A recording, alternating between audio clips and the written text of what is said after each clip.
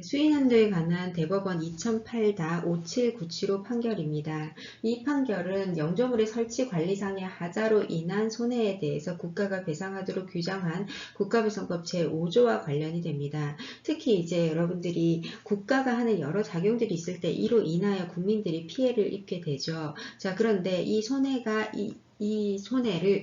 측정을 할 때 국가가 어느 정도 주의 의무를 기울여야 할까? 그리고 국가가 어떤 피해를 발생시켰을 때 모두 다 국가 배상을 해줄 수는 없잖아요. 그래서 국민이 어느 정도까지 배상을 받을 수 있을 만한 기준이 될까? 이러한 것들이 문제가 됩니다. 자, 그런데 국가배상법 5조에서 영조물의 설치 관리상의 하자를 판단하는 기준으로 우리 학설은 총 4가지를 설명을 하고 있습니다. 객관설, 주관설, 그리고 절충설, 그리고 위법 무과실설인데요. 객관설은 그 영조물 자체의 물리적인 결함, 그 영조물의 객관적인 어떤 하자를 평가를 한다는 겁니다. 그 관리자의 고의나 또는 과실에 의한 어떤 관리상의 과실을 평가하지 않는다는 겁니다. 반면에 주관설은 관리자의 주의 의무, 즉 안전을 확보하기 위한 거나 또는 사고를 방지하기 위한 의무를 위반했는지를 기준으로 봅니다. 그래서 주관설은 의무가 있는지, 그리고 그 의무가 있다면 그것을 지켰는지를 기준으로 봅니다. 절충설은 이 두 가지를 결합한 것입니다. 그래서 객관적으로 영조물 자체가 물리적인 하자가 있고 동시에 있거나 또는 주어진 법령상의 또는 어떤 의무가 있을 때 그 의무를 다하지 않은 것에 대한 과실 책임을 지을 수 있는지를 기준으로 평가하고요. 위법 무과실설은 행위 책임으로서 고의 과실 자체는 판단하지 않고 안전 확보라는 국가의 의무를 다했는지 그 행위 자체를 평가를 하게 됩니다. 우리 판례는 원칙적으로 객관설의 입장을 취하고 있습니다. 즉 국가가 일정한 영조물을 운영을 하고 있을 때 그 영조물의 객관적인 안전성을 확보하고 있는지를 기준으로 하게 됩니다. 자, 그런데 여기에서 이제 구체적인 경우에 문제가 되는 것은 수인 한도와 관련된 건데요. 뭐냐면요.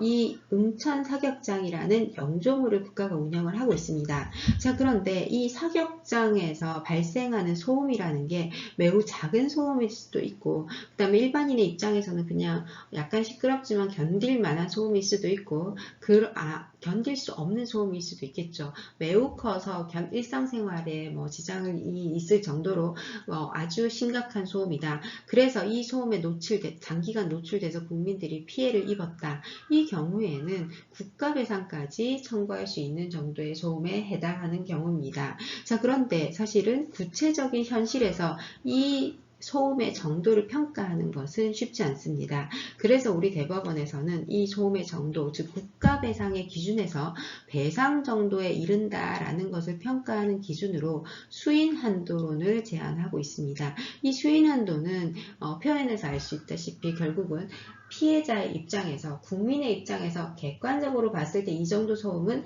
수인할 수 없는 정도의 심각한 소음이다라는 것을 평가하는 그 기준에 해당합니다. 자, 그러면 이것을 평가할 때는 주로 어떤 것을 기준으로 평가를 하느냐라는 것에 대해서 우리 법원은 신체 정신적 피해와 위험의 정도, 그리고 주변이 거주지인지 아닌지 여부, 그리고 소음 방지 대책을 이 국가가 영조물인 옹천 사격장을 운영함에 있어서 실시를 했는지 여부, 그 다음에 관련 법령에서 정하고 있는 소음 기준을 또 참고하고요. 그 다음에 환공기 소음 영향도도 평가를 하게 됩니다. 자, 그래서 이러한 몇 가지 기준들을 이제 함께 종합적으로 평가를 해서 국가가 수인 한도를 초과하는 어떤 소음을 발생시켰다라고 보는 경우에는 국가배상의 정도에 이른다라고 판단을 하게 됩니다.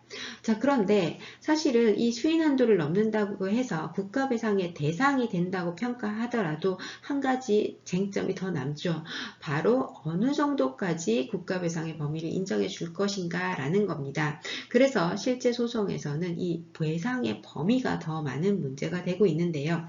원고인 국민 입장에서는 손해배상 기간이나 위자료 산정 액수 산정에 있어서 오류가 있다라고 주장을 하면서 배상 금액을 더 늘려야 된다. 이 수인 한도의 범위, 그래서 이제 피해를 폐해를 산정할 때 위자료 액수를 조금 더 확대해야 된다라고 주장을 하고 있고, 피고 입장에서는 위자료 액수를 줄여야 되겠죠. 그래서 소음 측정 방법이 부당하게 이루어졌고 절차상의 하자를 문제로 삼고요. 그 다음에 일부 주민이 이 근처에 사격장이 있어서 소음이 발생한다는 사실을 알면서도 이 주거지로 이주를 했다는 겁니다. 그러면 사실은 국가의 항변을 들어보자면 국민 입장에서는 여기가 소음이 있으니까 조금 더 가격이 집값이나 뭐 여러 가지 주변 환경이 조금 더 안 좋았겠죠. 그렇죠? 이러한 것들을 인지하고도 이주했는데 이분들한테까지 똑같이 배상을 하는 것, 기존의 주민들과 똑같이 배상을 하는 것은 위법하다라고 주장을 하게 됩니다.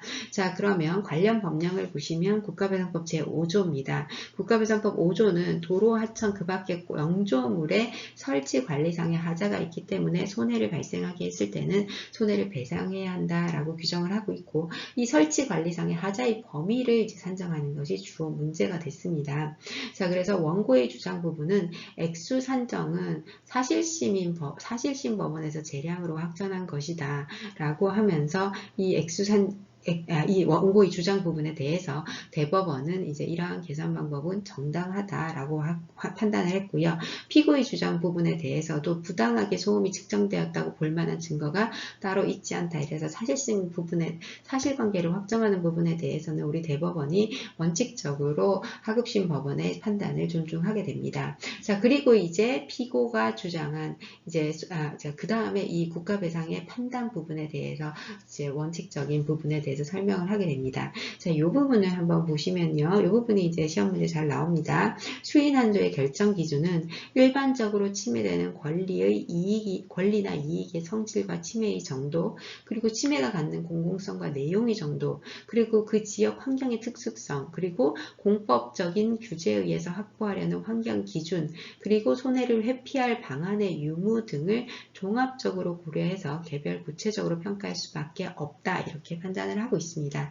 즉 환경소송과 같은 또는 국가배상법 제5조와 관련된 배상 선고 소송에서 이 수인 한도를 평가하는 것은 결국은 이러한 점들, 수인 한도에 관한 개별적인 기준들, 국민의 입장에서 권리나 이익의 침해 정도, 그리고 국가의 입장에서 침해하는 어떤 내용의 공공성의 정도, 그리고 당해 상황의 특수성, 그리고 그 밖의 규제 기준들이나 회피 방안 등을 종합적으로 고려해서 평가한다는 겁니다. 자, 그리고 판단은요. 판단 부분에서 아까 그 국가가 주장한 내용이죠. 위험을 인식하거나 과실로 인식하지 못하고 위험 지역에 이제 거주하는 국민들의 경우에는 과실 상계에 준할 정도로 감경 또는 면제할 수 있는 사유에 해당하고, 그 다음에 공군 상해적 주변 지역에 이주한 일부 주민에 대해서도 전혀 고려하지 않는 것은 형평에 반한다라고 판단을 했습니다. 자, 그래서 이 2번과 3번은 좀 개별 구체적인 사실관계에 관한 부분이고요. 자, 수인 한도론을 우리 법원이 채택하고 있고, 이 수인 한도론을 판단하는 기준으로는 다음과 같은 기준이 있다라는 것을 이 판례를 통해서 배울 수 있습니다.